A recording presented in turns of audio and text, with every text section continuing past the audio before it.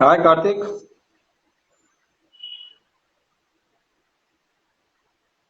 I can't hear you.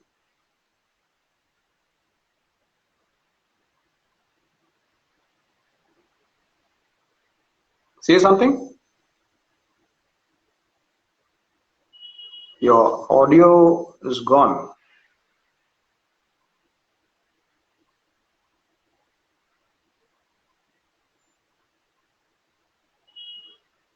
Hang on. Let me see. Can you hear me? Yeah, I can hear you. Oh, now you're on. Okay. Okay. So as I begin every session, fingers crossed that the internet holds. So, Mhm.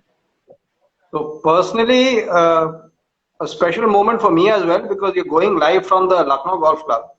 The city has a lot of fond memories for me because I grew up there. So nice to see the backdrop as well. And Yeah. Happy New Year to you. And so looking back, I mean, a great start, so rather end to the season, emerging player of the year. But if one is to kind of take stock of your career, it would be about taking risks and pulling them off. Be it making the transition from tennis, you were fairly good at it, to golf, and then starting off at the Army Golf Club in Mathura, not exactly the best of conditions, and then kind of just making your way up to the PGTI and creating a niche for yourself.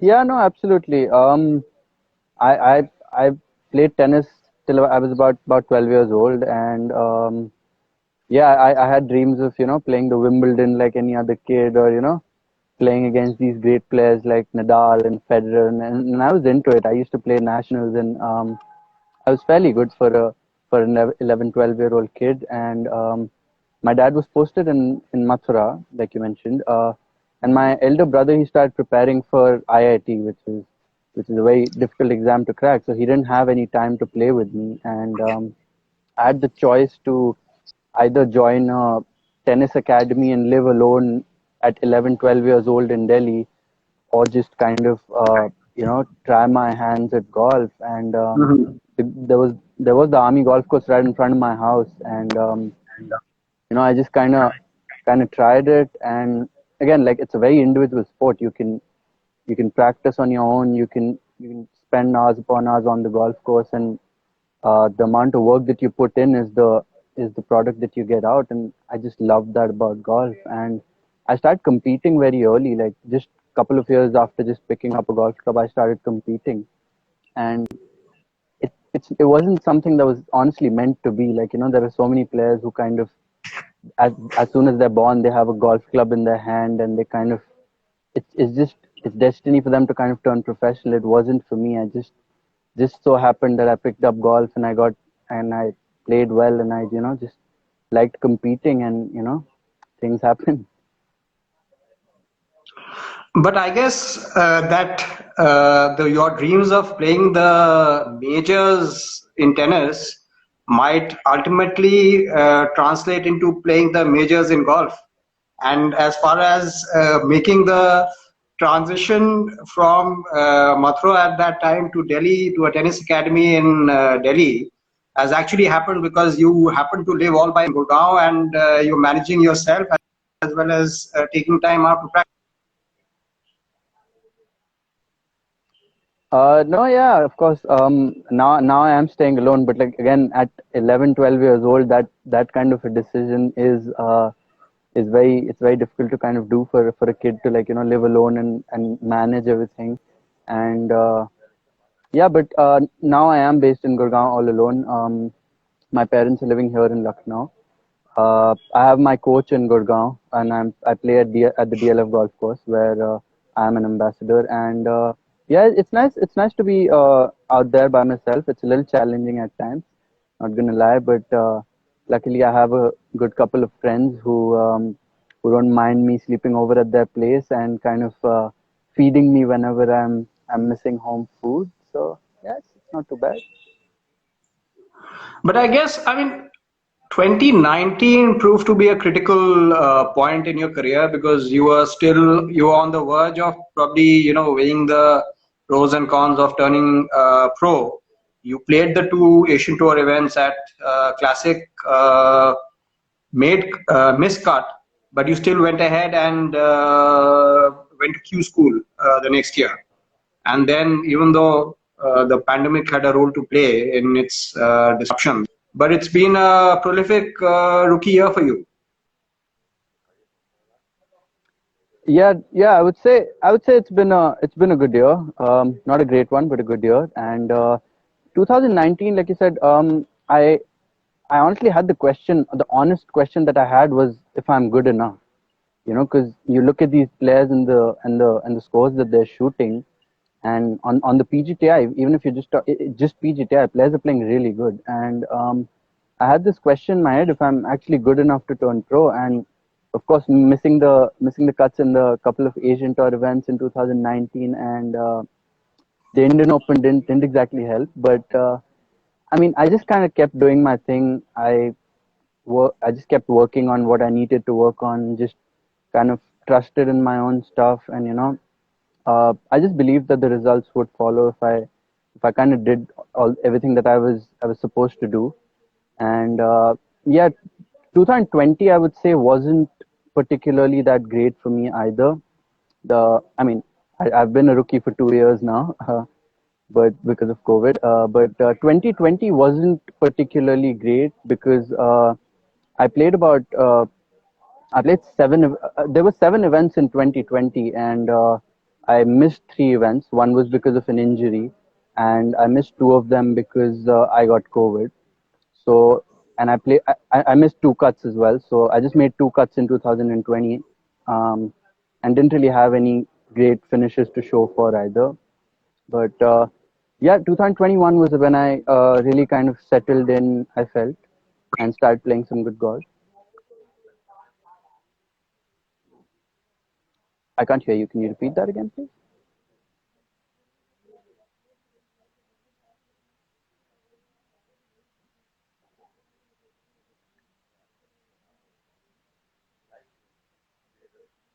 Hello?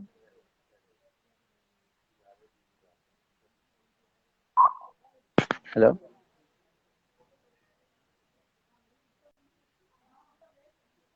Hello?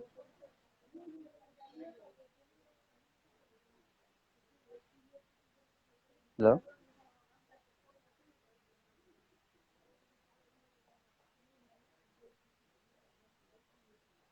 I can't hear you. Can you hear me? No, I can't hear you.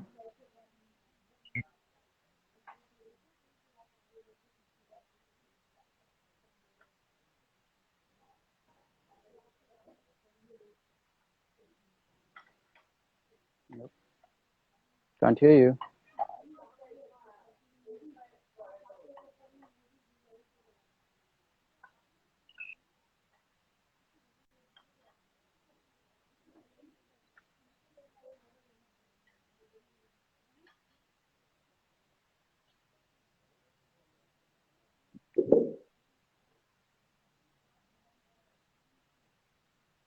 Uh, Yeah, I can hear you now. It's a bit muffled, but I can hear you now.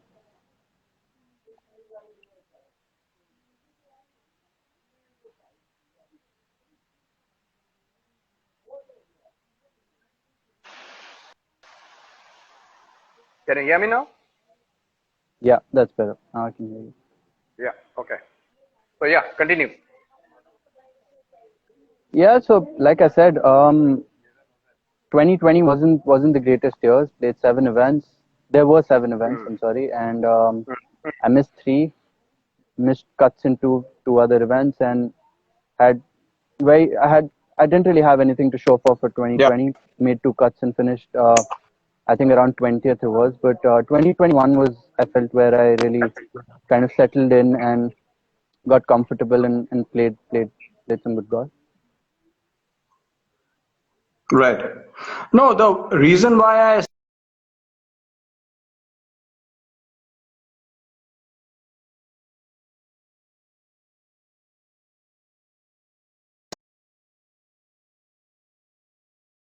Think we've lost you here. There's something wrong with the connection. Can you hear me? Yeah, I can hear you now. Yeah, lost you there for Yeah. a Okay. Right. So that's why I always keep my fingers crossed while the session is on. So no, the reason why I said prolific because in probably 8 or 9 cases out of 10, people making the transition from amateur golf to the professional ranks take some time to find their footing. From that point of view, you've done well. If I'm not mistaken, you had what 5 top 10s the past season. yeah, yeah, that's correct. Yeah. So, I mean, from that point of view, if you look at it purely from that point of view, you can call it prolific. Yes, of course. We have our own yardsticks and we try and match up to them. But apart from that, you've also had a couple of landmarks like Jaipur, you with 100 fever and still managed to shoot 8 under. And then those crazy rounds of one of 59 and one of 60. Maybe you can talk a little about those 3 instances. Yeah, Jaipur is probably one of the rounds that I'll probably remember for the rest of my life, and it was honestly probably one of the best rounds I've ever played. Right. I went to the range. I had an early morning tea time and checked my temperature right before leaving. I just wasn't feeling well the whole week. I think I had a viral or something. Right. Checked my temperature before leaving the room. It was 103 and a half. Yeah, Wow. it was really bad. And Pe- I had a couple of People struggle medicines. to walk straight. Oh yeah, honestly. I went to the range, tried to hit, tried to warm up. I couldn't really do anything. Hmm. Just just kind of sat down there because I honestly wanted to withdraw, but walking towards the first tee, I just kind of I called one of my best friends and I just we just talked and I was like, there is no way I'm gonna be able to walk for 18 holes, and Hmm. she just kind of suggested that why don't you just take it like 6 holes at a time, why don't you play for the first 6 holes and see how you're playing, and then decide. And after the front nine, Hmm. if you think you're in decent shape and if you think you can probably make it to the weekend somehow, then you just Hmm. kind of walk. Otherwise, just withdraw. I mean, it's fine. So that's what I tried to do. I played the first 6 holes and I think I was even par or 1 under or something. And the front nine, I was 2 under the front nine. So I was Right. like, might as well just kind of see if I can play. And I wasn't doing anything. There were no practice swings. There was no thinking. It was just standing and hitting the ball and then just doing it again. Um, and then yeah, went on that back nine and just kind of went on a tear. I think I shot 30 on that back nine to shoot 8 under par. And obviously, then there was no way that I was going to withdraw from that event from Of course. after shooting 8 under. But yeah, it was probably one of the best rounds that I've ever played. Um, except for that, yeah, like you said, Pune and Hyderabad were another couple of Hmm. two great rounds. I shot 9 under both of them. Hyderabad was a 59, so that was quite special.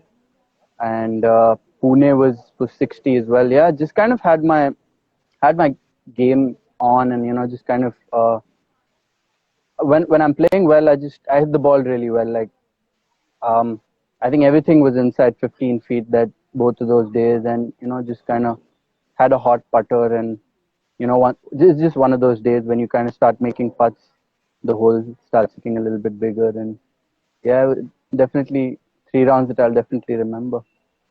Right.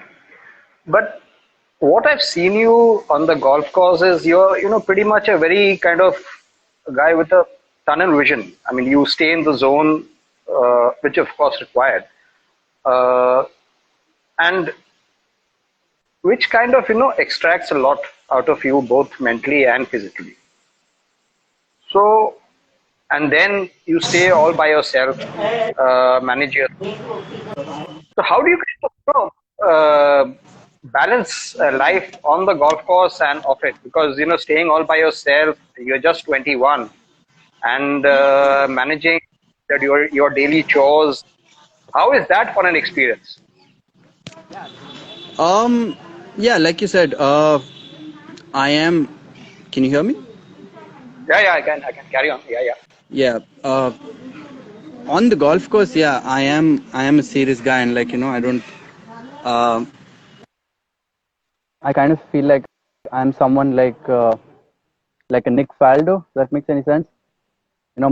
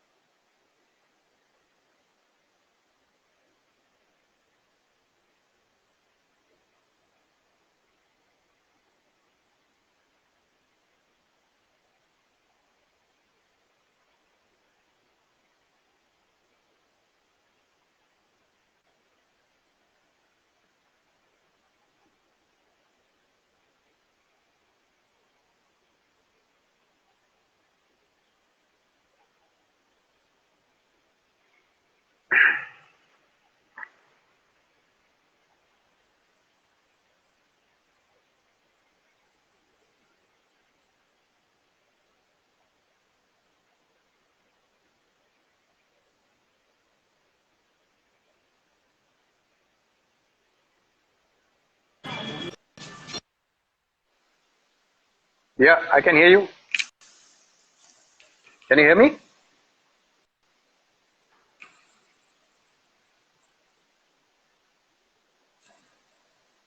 But I can't hear you.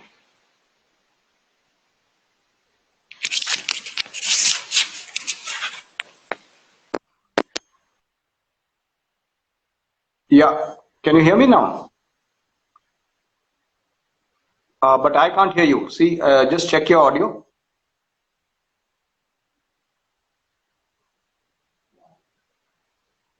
Is that good? Say something. Yeah, yeah, yeah, I can. Can you hear me? Yeah, Yeah. yeah, yeah, yeah, I can. Let's carry on. From Nick Yeah. Faldo. So getting back to your question, yeah, I kind of feel like I'm someone like a Nick Faldo. My world is two paces in front of me, my head down, blinkers on. That's how I play golf. Yes. That's how I've learned how to play golf. That's how I've won as an amateur, and that's how I like to be, honestly.